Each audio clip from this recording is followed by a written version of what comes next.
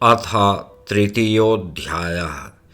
तीसरा अध्याय, राजा नाभि का चरित्र। श्री सुखदेव जी कहते हैं, राजन, आग्निद्र के पुत्र नाभि के कोई संतान न थी, इसलिए उन्होंने अपनी भार्या मेरु देवी के सहित पुत्र की कामना से एकाग्रता पूर्वक भगवान यज्ञ पुरुष का यजन किया। यद्यपि सुंदर अंगों वाले श्री भगवान द्रव्य, देश, काल, मंत्र, ऋत्विज, दक्षिणा और विधि इन यज्ञ के साधनों से सहज में नहीं मिलते, तथापि वे भक्तों पर तो कृपा करते ही हैं।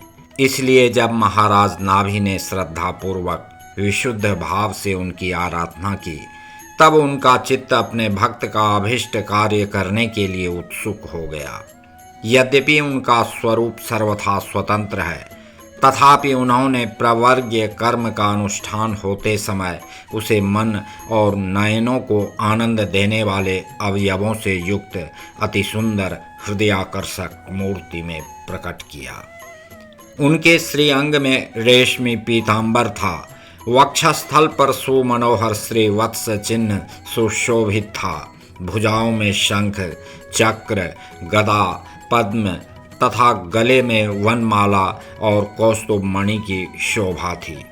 संपूर्ण शरीर अंग प्रत्यंग की कांति को बढ़ाने वाले किरण जाल मंडित मणिमय मुकुट, कुंडल, कंकण, करघनी, हार, बाजूबंद और नूपुर आदि आभूषणों से विभूषित था। ऐसे परम तेजस्वी चतुर्भुज मूर्ति पुरुष विशेष को प्रकट हुआ देख ऋत्विज, सदस्य और यजमान आदि सभी लोग ऐसे आह्लादित हुए जैसे निर्धन पुरुष अपार धन राशि पाकर फूला नहीं समाता। फिर सभी ने सिर झुकाकर अत्यंत आदर पूर्वक प्रभु की अर्घ्य द्वारा पूजा की और ऋत्विजों ने उनकी स्तुति की। ऋत्विजों ने कहा, पूज्यतम, हम आपके अनुगत भक्त हैं, आप हमारे पुनः पुनः पूजनीय हैं, किंतु हम आपकी पूजा करना क्या जाने। हम तो बार बार आपको नमस्कार करते हैं, इतना ही हमें महापुरुषों ने सिखाया है। आप प्रकृति और पुरुष से भी परे हैं। फिर प्राकृत गुणों के कार्यभूत इस प्रपंच में बुद्धि फंस जाने से आपके गुणगान में सर्वथा समर्थ ऐसा कौन पुरुष है जो प्राकृत नाम, रूप एवं आकृति के द्वारा आपके स्वरूप का निरूपण न कर सके। आप साक्षात परमेश्वर हैं। आपके परम मंगलमय गुण संपूर्ण जनता के दुखों का दमन करने वाले हैं। यदि कोई उन्हें वर्णन करने का साहस भी करेगा तो केवल उनके एक देश का ही वर्णन कर सकेगा। किंतु प्रभो, यदि आपके भक्त प्रेम गदगद वाणी से स्तुति करते हुए सामान्य जल, विशुद्ध पल्लव, तुलसी और दूब के अंकुर आदि सामग्री से ही आपकी पूजा करते हैं, तो भी आप सब प्रकार संतुष्ट हो जाते हैं।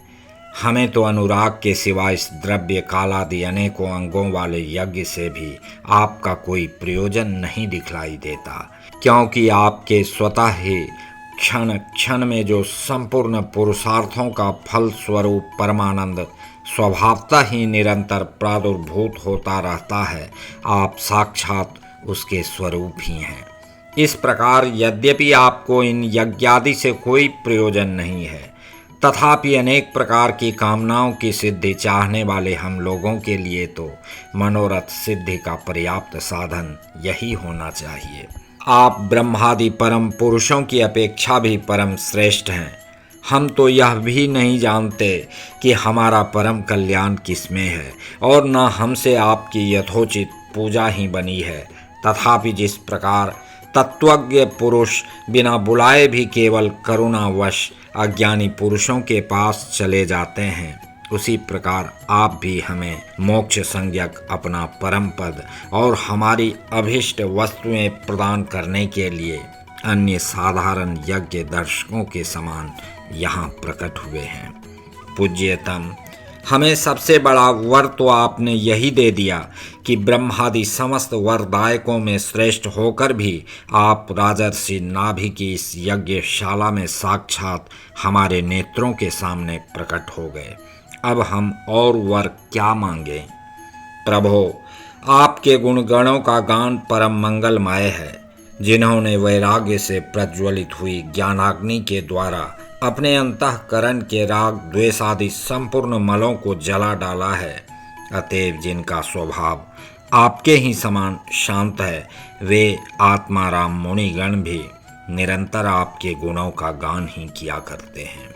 अतः हम आपसे यही वर मांगते हैं कि गिरने, ठोकर खाने, छींकने अथवा जम्हाई लेने और संकटादि के समय एवं ज्वर और मरणादि की अवस्थाओं में आपका स्मरण न हो सकने पर भी किसी प्रकार आपके सकल कलिमल विनाशक, भक्त वत्सल, दीन बंधु आदि गुण द्योतक नामों का हम उच्चारण कर सकें। इसके सिवा कहने योग्य न होने पर भी एक प्रार्थना और है। आप साक्षात परमेश्वर हैं। स्वर्ग, अपवर्ग आदि ऐसी कोई वस्तु नहीं है जिसे आप न दे सकें। तथापि जैसे कोई कंगाल किसी धन लुटाने वाले परम उदार पुरुष के पास पहुंचकर भी उससे भूसा ही मांगे, उसी प्रकार हमारे यजमान ये राजर्षि नाभि संतान को ही परम पुरुषार्थ मानकर आपके ही समान पुत्र पाने के लिए आपकी आराधना कर रहे हैं। यह कोई आश्चर्य की बात नहीं है। आपकी माया का पार कोई नहीं पा सकता और न वह किसी के वश में ही आ सकती है। जिन लोगों ने महापुरुषों के चरणों का आश्रय नहीं लिया, उनमें ऐसा कौन है जो उसके वश में नहीं होता। उसकी बुद्धि पर उसका पर्दा नहीं पड़ जाता और विषय रूप विष का वेग उसके स्वभाव को दूषित नहीं कर देता। देव, आप भक्तों के बड़े बड़े काम कर देते हैं। हम मंदमतियों ने कामनावश इस तुच्छ कार्य के लिए आपका आवाहन किया। यह आपका अनादर ही है, किंतु आप समदर्शी हैं, अतः हम अज्ञानियों की इस धृष्टता को आप क्षमा करें। श्री शुकदेव जी कहते हैं, राजन, वर्षाधिपति नाभि के पूज्य ऋत्विजों ने प्रभु के चरणों की वंदना करके जब पूर्वोक्त स्तोत्र से स्तुति की, तब देव श्रेष्ठ श्री हरि ने करुणावश इस प्रकार कहा। श्री भगवान ने कहा, ऋषियों, बड़े असमंजस की बात है। आप सब सत्यवादी महात्मा हैं। आपने मुझसे यह बड़ा दुर्लभ वर मांगा है कि राजर्षि नाभि के मेरे समान पुत्र हो। मुनियो, मेरे समान तो मैं ही हूँ, क्योंकि मैं अद्वितीय हूँ। तो भी ब्राह्मणों का वचन मिथ्या नहीं होना चाहिए। द्विज कुल मेरा ही तो मुख है। इसलिए मैं स्वयं ही अपनी अंश कला से आग्नेत्र नंदन नाभि के यहाँ अवतार लूँगा, क्योंकि अपने समान मुझे कोई और दिखाई नहीं देता। श्री शुकदेव जी कहते हैं, महारानी मेरु देवी के सुनते हुए उसके पति से इस प्रकार कहकर भगवान अंतर्धान हो गए।